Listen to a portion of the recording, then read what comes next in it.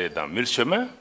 Nous-mêmes, au Mali, après le coup d'État, on a été approché par un pays dont je vais taire le nom ici, mais si on insiste, je peux le dire aussi, je n'ai pas peur, pour nous dire, écoutez, de combien de mois de transition vous avez besoin pour qu'on dise à la CEDEAO de vous foutre la paix? Contre une orientation qu'on nous voulait, qu'on n'a pas voulu prise, qu'on n'a pas voulu prendre.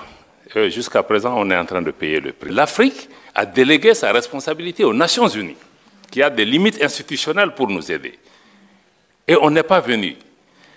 Comment vous pensez que des populations maliennes, 10 ans, ont été tuées, massacrées par dizaines, par centaines, par milliers? On ne voit personne. Et subitement, il y a un chef d'État qui est entre les mains des gens, on trouve les moyens. La vie humaine, c'est quoi? Ça aussi, on peut se poser ce type de questions, quelle que soit l'importance d'un chef d'État.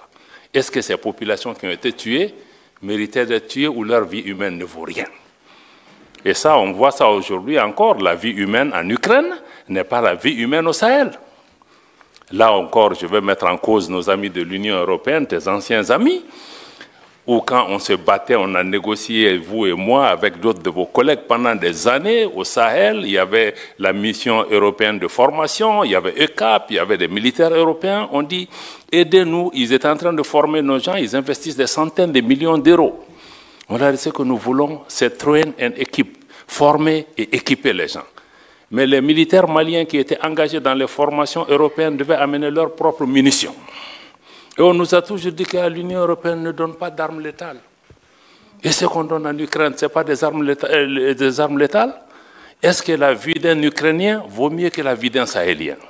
2 poids, 2 mesures. Subitement, il y a la guerre en Ukraine, subitement, les armes létales sont autorisées.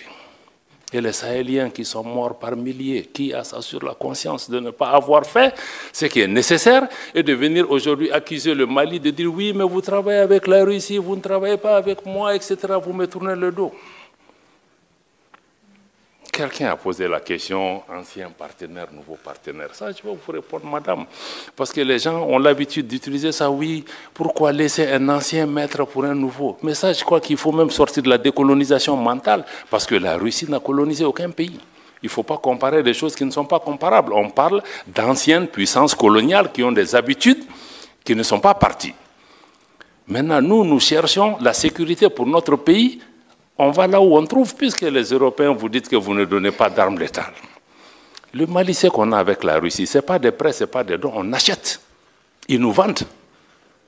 On est parti avec les Européens, avec les Américains, on dit qu'on achète, ils disent qu'ils ne vendent pas.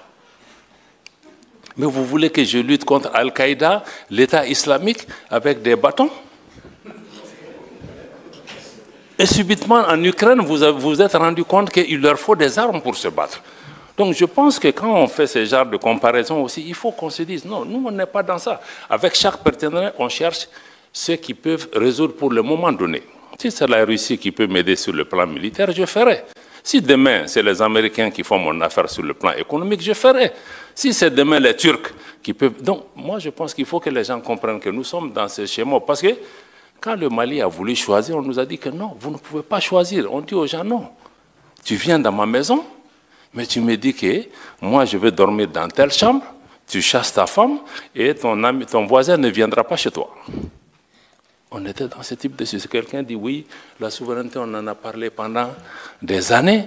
Ce n'est pas un concept nouveau. Mais ce n'est pas un concept nouveau parce que l'Afrique francophone n'a pas grandi, elle est restée adolescente.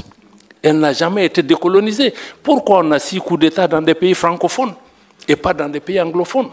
Ça, ce sont des questions de fond qu'on doit répondre. C'est pourquoi nos pays en sont. C'est une honte pour nous que 60 ans après les indépendances, on parle même de souveraineté. Parce qu'on ne l'a pas. Ni monétaire, ni économique, ni politique. Donc je crois que ça, il faut vraiment intégrer ces éléments dans l'élément. Je crois que tu as parlé aussi de crédibilité, c'est ça. Quand on dit au pays démocratie, ceci, mais nous voulons tous la démocratie. Le Mali a été un modèle de démocratie avant de tomber là où nous sommes tombés. Mais il faut aussi regarder les choses dans l'ordre. Mais vous disiez, bon, les pays où il y a eu le coup d'État, on parle de qui? On parle du Niger, du Mali et du Burkina comme s'il y a eu des coups d'État que chez nous. Mais les autres là, il s'est passé quoi? Pourquoi personne ne s'interroge? Pourquoi personne n'interroge l'absence d'élections en Ukraine? Pourquoi? Grande question encore. 2 poids, 2 mesures. Donc je vais revenir un peu, tu as raison, l'industrialisation, la transformation, c'est la clé.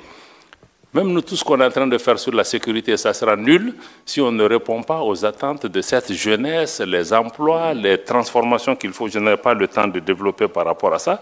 Aurélien l'a dit, si on veut parler encore de double standard, je l'ai dit encore au déjeuner avec les gens, j'ai dit, mais on a des organisations où, quand les chefs d'État sont assis, on ne leur dit rien. Ils font tout ce qu'ils veulent. Mais quand il y a un nouveau qui a fait un coup d'État, on s'abat sur lui avec toutes les armes. Mais ceux qui sont là souvent aussi, qui créent des conditions pour qu'il y ait même des coups d'État et des troubles chez eux, mais il faut que les chefs d'État qui sont en face de leur père aient le courage, souvent, de leur parler, parce qu'on ferme les yeux jusqu'à ce qu'un militaire vienne tomber dans la sauce, et puis on se réveille subitement. Donc c'est ça le problème. Donc il y a des coups d'État aussi institutionnels, il l'a dit, il ne faut pas avoir peur du mot.